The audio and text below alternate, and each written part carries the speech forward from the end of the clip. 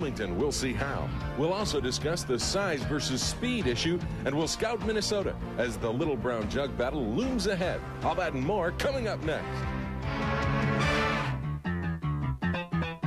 Marines beat Indiana in Bloomington 31-3, but a sluggish start and a sluggish second half.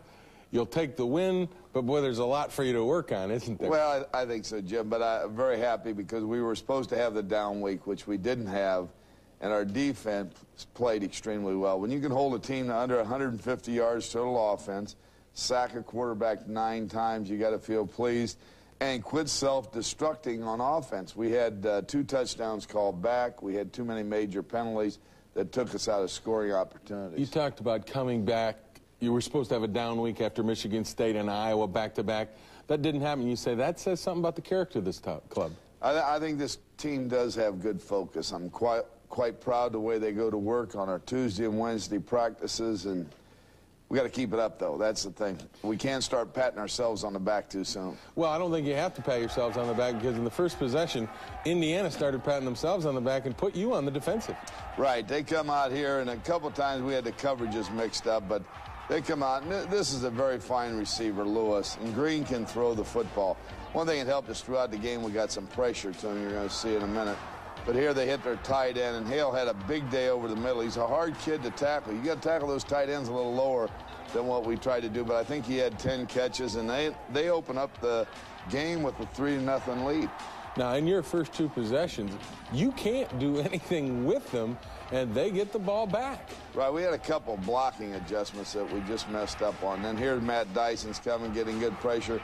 Buster Stanley knocks the ball loose, and, well, it was a big loss, but we should have recovered that fumble there. We had the opportunity. Here, Derek Alexander gets a timely block after a pass from Elvis and gets out on a quick screen type of a pass. Then you seem to get more confidence offensively after you got the ball from their short punt, get it down inside the 10 here on Tyrone Wheatley.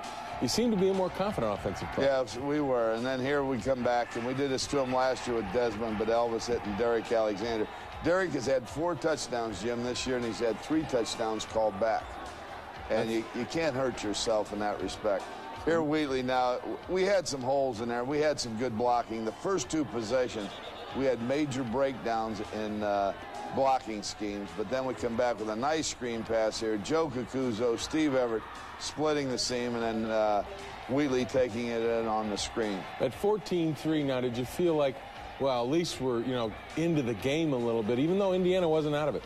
Right, I did, and then they come back again, and they give us some odd formations that our kids messed up a little the adjustments on. They got big runs there, but they didn't get touchdowns. That's the key. And then here you'll see a play where Steve Morrison, the backside linebacker, comes over, grabs the ball, pops it loose. Corwin Brown juggles it for a moment, finally picks it up and returns it about 15, 17 yards. And you got to get turnovers in a game like this to take their crowd out of it, and that did it. And then, Tyrone Wheatley kind of takes the crowd out of it himself. Right, we run a good counter play here. He makes a good move, and then this shows his speed where he just outruns a would-be tackler. And those are the kind of things that really turn it around. That's your coaching ability, right? That's my coaching. You coached him on that? Right there I am. Yeah, there you are. Okay. Then Indiana comes back, 3rd and 2, and another fumble. They turn it over. And this is starting to really get good to you. This is what you needed to have happen to get some breaks. Right. When you're playing good defense, those things will happen, and you got to take advantage of it. Then we're going to drive down here. Jesse runs a draw in here for good yardage. We come back and we get down here again. You're going to see we're going to score, but we knock ourselves out of the field position. This is Jesse Johnson again on the draw, getting yourself in real good position, close to the goal line. Then on 3rd and 4, nice play. Jesse Johnson wide open, goes in for the supposed score, but the penalty. Well, that's one of those embarrassing things, and I guess you got to blame the head coach there, Jim. I'm calling the offensive plays, 12 men on the field, and we lose the down as well as the yardage, but Pete does come in and kick a nice field goal here. 24-3 at that point, and you got to feel good about it, but big turn of events. Indiana punts the ball away. They get a penalty on Michigan, so they punt it a second time. This is the second time, and they probably would have liked to have had this back. Right. Derek Alexander does a good job here making some moves, and I think he demonstrates some excellent speed as you see him pull away right here. He does have speed. He's a very excitable young man. He's starting to get a feel for that, and he enjoys going back on those punt returns. He likes to have the ball underneath his arm, and he does something with it. Boy, he sure does. 31-3 at half. That touchdown by Derek Alexander on the punt return in less than I think a minute to go in the half. Did that break their back, do you think? Oh, I think, yes, because, you know, every 4 games now, they've had something big happen for them, our opponents have. And this time it happened for us, and I think it made a whale of a difference. It made a whale of a difference, even though the second half wasn't that exciting. Michigan had it salted away. We'll be back. We'll take a look at those highlights. But first, we hear from the man who broke the Hoosiers' back on that run. Indiana came out with playing on a lot of emotion, and we just had to settle down. We were on the road. The fans were into the game, and you know, once we settled down, we got to go together. I think they over pursued a little bit to the right side, and you know, I cut it back to the left, and it was like no one out there. Had a couple blockers in front of me, some good blocking, so you know, that enabled me to go all the way.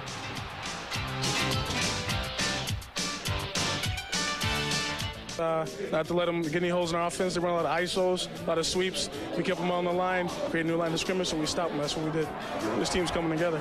The defense is getting better week to week.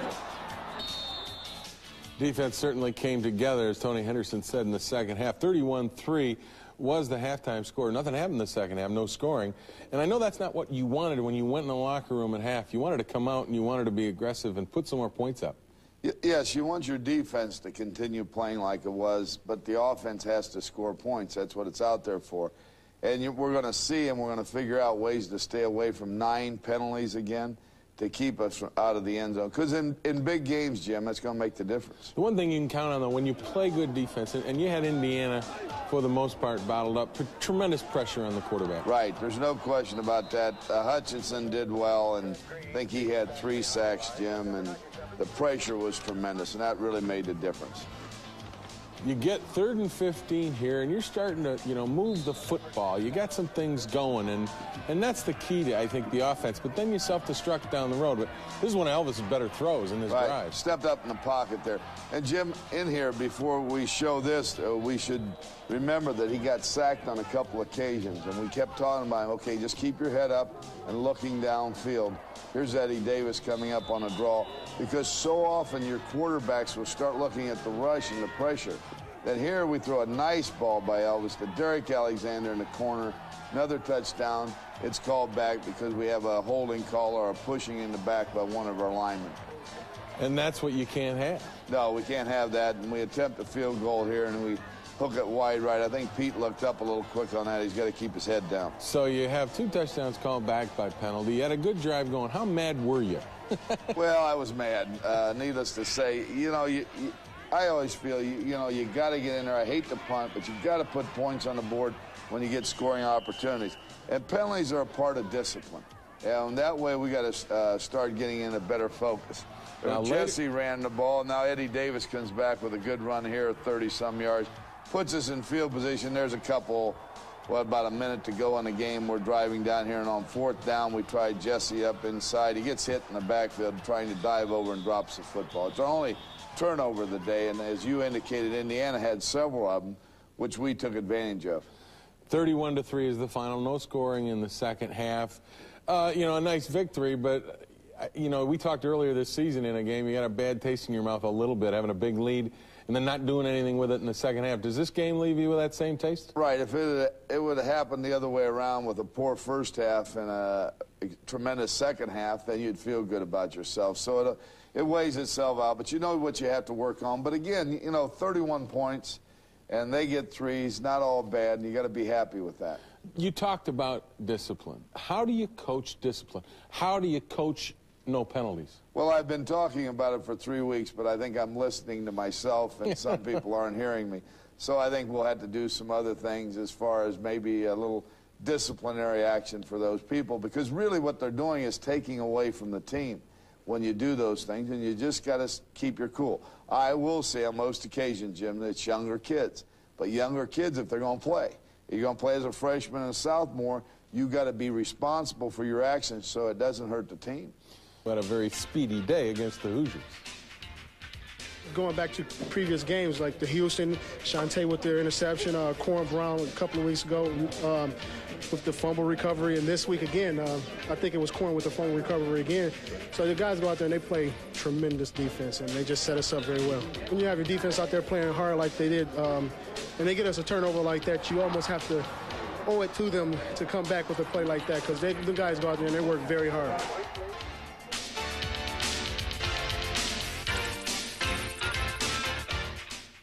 Speed and how badly they want to improve it. But can you have that speed and still maintain size that is also vital? As a matter of fact, size isn't a problem according to Michigan strength and conditioning coach Mike Gittleson. When we started in '78 in strength training, large and extra large were the size of shoulder pads. 50% of the team had a size 11.5 shoe. Today, the shoulder pads are double XLs, triple XLs, and 50% of the kids have a 13 shoe or better. So size is certainly available, and maybe, according to Gittleson, coaches must adjust their thinking on the size versus speed issue. These coaches, remember, many of them coached before weight training was ever in college football.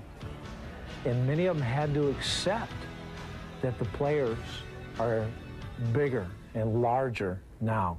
Now they have to accept that, geez, these guys are not only bigger and larger, they can still run. But can you coach speed? Can you make someone faster? The answer is yes, but you need some God-given help to do it.